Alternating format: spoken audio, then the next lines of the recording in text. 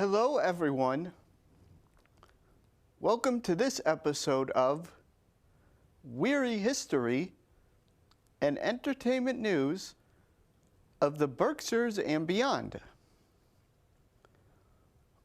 August is commonly called the dog days of summer, as the temperature rises and there becomes seemingly an increasing lack of things to do. However, if one looks hard, there's always things occurring in Berkshire County. There are still many plays, concerts, and museum exhibitions happening throughout the county.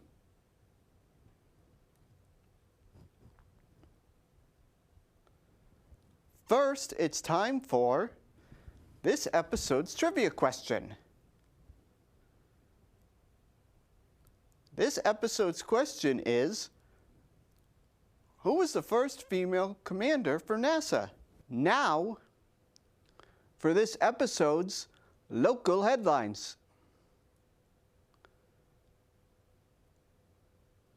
First, we will be visiting the Unicorn Theater in Stockbridge for a production of Pipe Dream. Dive into the vibrant world of Canary Row as Richard Rodgers' mesmerizing music and Oscar Hammerstein's compelling book and lyrics breathe life into John Steinbeck's treasured novels, Canary Row and Sweet Thursday. Nominated for 9 Tony Awards, including Best Musical, Pipe Dream weaves a tapestry of compassion, romance, and hope among the drifters and dropouts who call Canary Road home. Set against the backdrop of the Bear Flag Cafe, the musical follows Susie, a homeless girl, welcomed by Fauna, the compassionate madam of the establishment. Amidst an eclectic group of characters, Susie's encounter with Doc, a carefree marine biologist, sparks a tender and star-crossed romance. Roger and Hammerstein's musical takes on a warm and deeply personal tone, showcasing their benevolence for outcasts and illuminating the emotions and aspirations shared by all strata of society.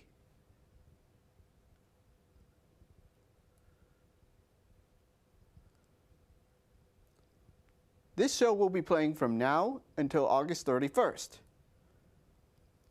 Visit the website shown here for more information. We will be going to Pittsfield for more concerts at Barrington Stage Company's Mr. Finn's Cabaret.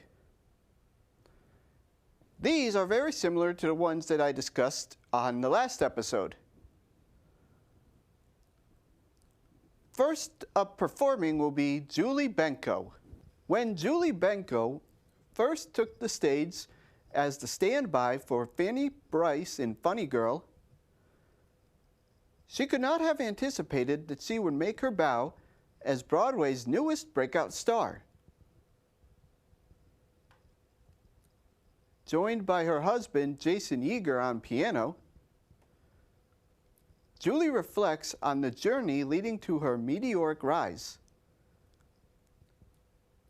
sharing songs and behind-the-scenes stories of her days as an understudy in Les Miserables, Fiddler on the Roof, Spring Awakening, and more. From Broadway classics and jazz standards to contemporary favorites, Benko provides an evening of spectacular vocals, theatrical lore, and inspiration for all the greatest stars to be.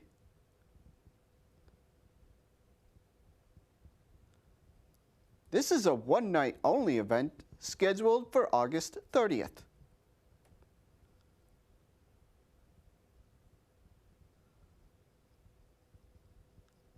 The other concert is with Broadway and television star Telly Leung.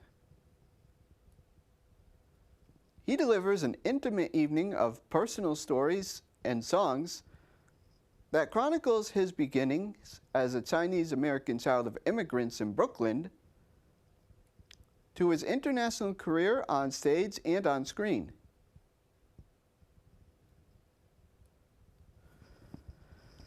Audiences can expect to hear Broadway favorites by Stephen Sondheim, Rodgers and Hammerstein, Jerry Herman, and more, as well as music from his breakout role in the Broadway production of Aladdin. This is the last performance at Mr. Finn's Cabaret for the summer 2024 season.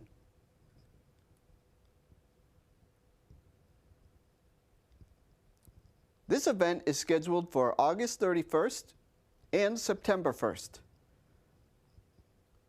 Visit barringtonstageco.org for more information. Our next story takes us to Great Barrington for their final concerts of the season at Grover's Corner. There will be 3 more concerts taking place. The first concert is Tom Norton, Norto and the Hecklers, which is scheduled for August 14th.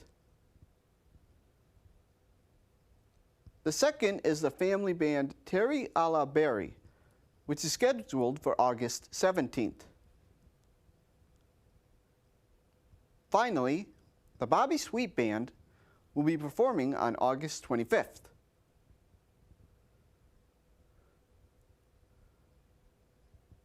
Please note that all concerts are scheduled to change, and maybe there will be more concerts still to be announced.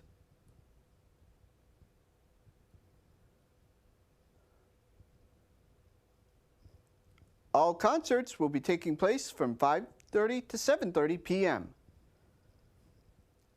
The exception is the Terry a la Berry show, which starts at 10:30 a.m. for the kids. Our next event takes us to Mass Mocha for a talk with artist Tomasi Jackson. Deeply committed to social justice, artist Tomasi Jackson creates vibrant paintings, sculptures, videos, textiles that powerfully explore systematic inequalities found throughout U.S. history. Mass Mocha will be hosting with Jackson, alongside Mass Mocha curator Susan Cross. In the years since her standout presentation of sculpture and video at Mass Mocha in 2017 as part of the exhibit In the Abstract, Jackson's career has taken off, with her inclusion in the 2019 Whitney Biennial, group shows at venues including the Solomon R. Guggenheim Museum, solo exhibitions at the Wexner Center and the Parrish Museum, and a survey which debuted at the Denver Art Museum and is currently on view at the ICA Philadelphia.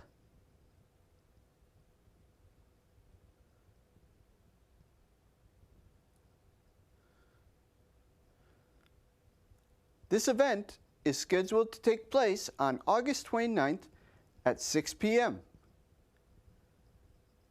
It will be held at Mass Mocha's Research and Development Store. Up next, we will be going to Stockbridge for their Summer Arts and Crafts Show. The Stockbridge Summer Arts and Crafts Show enters its 32nd year in the area Norman Rockwell called, quote, the best of New England, the best in America, end quote. This show is located in historic downtown Stockbridge, Massachusetts, on the beautiful grounds of the town offices in Bidwell Park, and within walking distance to specialty shops and boutiques. Its historic homes bring hundreds of thousands of art and craft lovers to the town.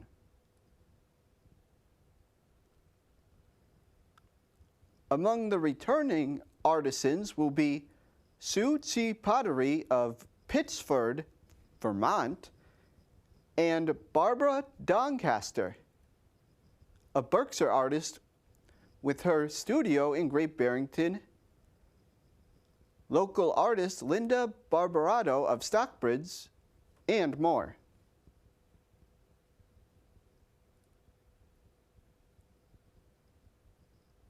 This event is scheduled for August 17th and 18th. Visit the website shown here for more information. For our next story, we will be visiting the Berkshire Museum for a new exhibit. Imagining Women in the Space Era showcases the achievements of America's pioneering female astronauts and highlighting the achievements of current and pioneering ones as well. From the earliest moon goddesses to today's galactic visions, fashions of females in space have sparked the creative imagination.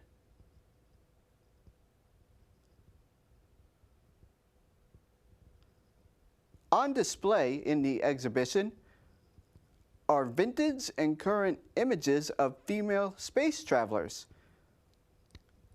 in television shows like Lost in Space and Star Trek, as well as films like Gravity in 2013, which is one of RT's favorite films.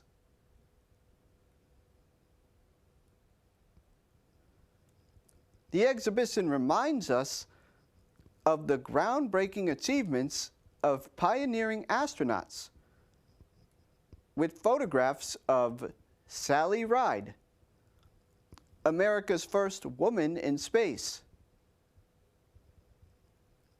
Mae Jemison, America's first African-American female astronaut, Ellen Ochoa, America's first Hispanic woman to go into space,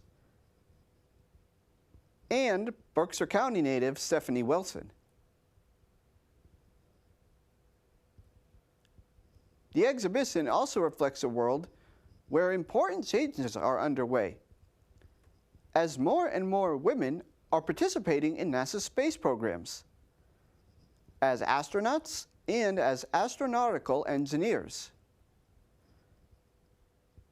It reveals innovative new developments in spacesuits that were specifically designed for women.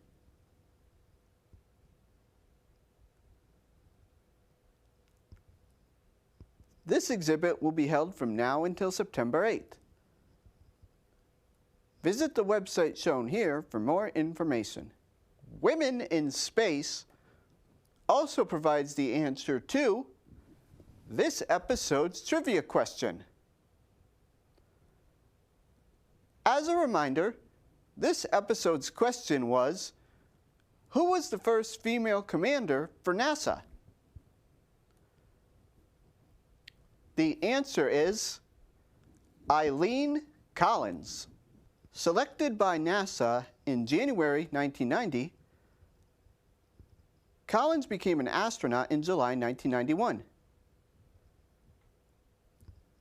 In 1999, 25 years ago, Collins was selected for STS-93 Columbia.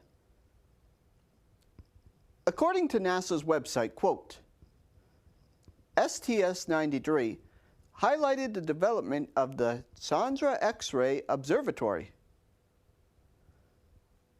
Designed to conduct comprehensive studies of the universe, the telescope has enabled scientists to study exotic phenomena such as exploding stars, quasars, and black holes.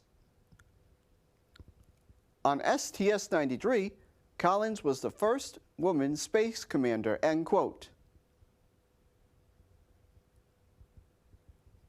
To date, she is still NASA's only female space commander. It's now time for a trip to a place that WWHEN has visited before, but not for a while. The Frelinghuysen-Morris House and Studios in Lenox. In 1929, George L.K. Morris traveled to Paris and studied with Fernand Lurgers and Amédée Ozophant in their modern academy. He was inspired by Ozophant's Le Corbusier designed private studio and apartment. On his return to America, Morris wanted to duplicate the white stucco-walled, notched roof, open space studio.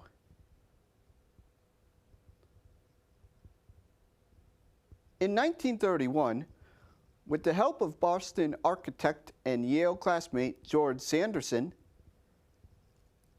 he designed and built his studio on a portion of his parents' Lenox, Massachusetts estate called Brookhurst. It was the first modern structure to be built in New England. The Wadsworth Anthonyms Avery Memorial Building and the Gropus House in Lenox, Lincoln, Massachusetts were built several years later.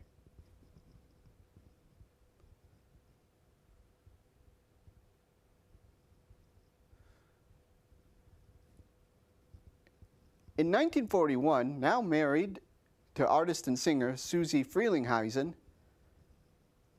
Morris chose a local architect, John Butler Swan, to design a house which would be integrated into the existing studio.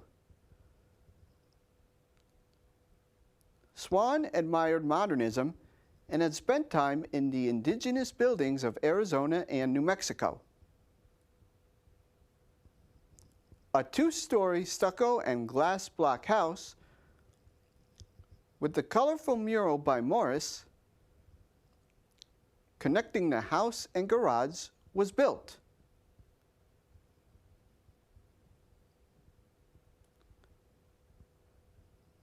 Upon her death in 1988, Susie Frelinghuysen left instructions that the house and studio and art collection, which is shown here, could be used as an educational purpose.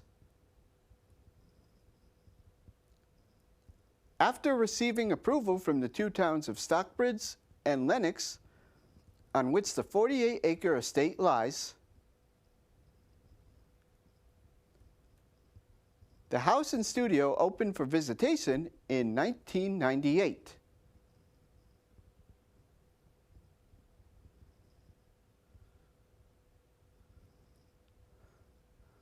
The Frelinghuysen-Morris House and Studio is located on 92 Hawthorne Street in Lenox. Visit https://frelinghuysen.org for more information. The WWHEN Basketball Hall of Fame spotlight is rolling on with our next two Hall of Famers. Unfortunately, both of these Hall of Famers have passed away, so they will not get to see their induction. Despite this, they are both worthy of being in the Hall of Fame.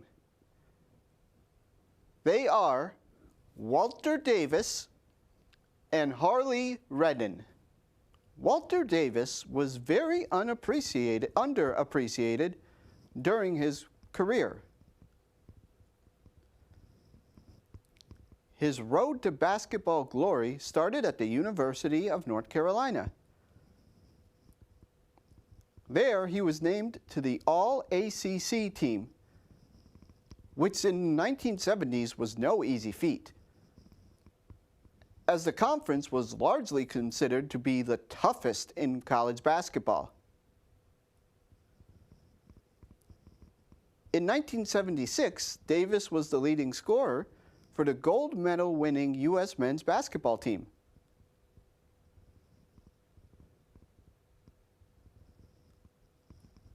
The next year, Davis was selected by the Phoenix Suns with the 5th pick in the NBA draft.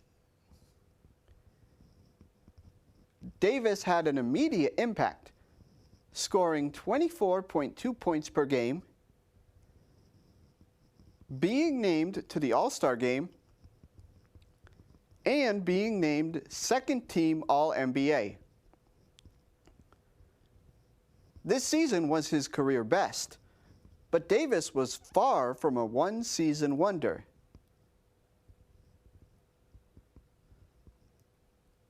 Aside from that great rookie season, Davis was named to 5 All-Star games and averaged over 20 points 6 times in his career.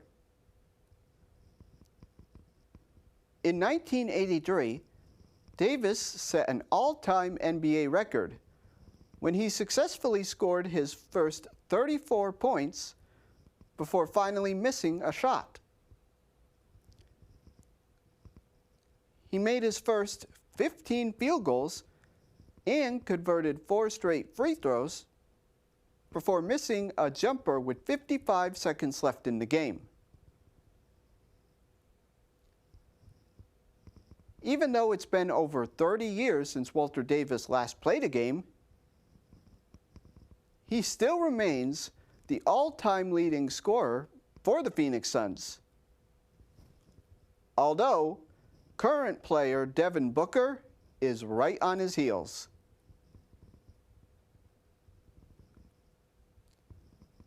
His career ended on a little bit of a sour note due to some personal issues and issues with the Suns organization. The two eventually repaired their relationship, and in 2004, his number was retired by the team. As stated earlier, Davis was never really appreciated as a player during his career. His first and only nomination for the Hall of Fame came this year, 1 year after his passing.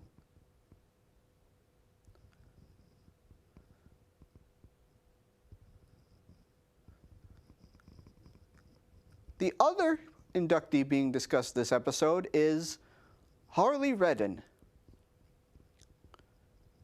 Redden was a coach for both the men's and women's teams at Wayland Baptist University.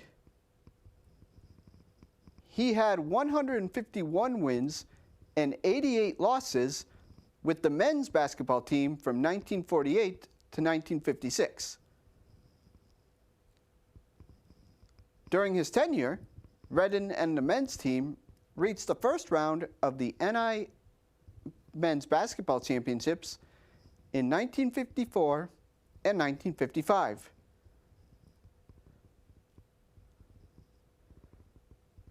Redden, however, achieved his greatest achievements with the women's team. During his 18-year coaching career with the Flying Queens, he had 429 wins and 63 losses, and was the head coach during their historic 131-game winning streak. Wayland Baptist began offering full-ride scholarships to prospective student athletes, a first for women's basketball.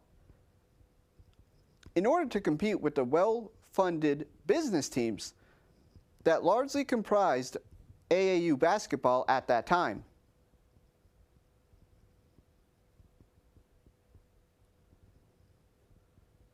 Wayland Baptist, as a team, was inducted into the Hall of Fame in 2019, the same year Redden turned 100 years old.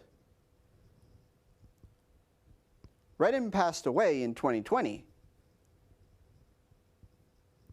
He is only the third Basketball Hall of Famer to have turned 100. That ends this episode of Wehry History and Entertainment News in the Berkshires and beyond. If you would like to watch this or any other WWHEN episode again, you can visit Pittsfield TV's and CTSB TV's websites shown here, or visit NBCTC's Facebook page. Also, if you would like to see the episodes in HD quality, make sure to check out my YouTube page at RT Wehry. Thank you.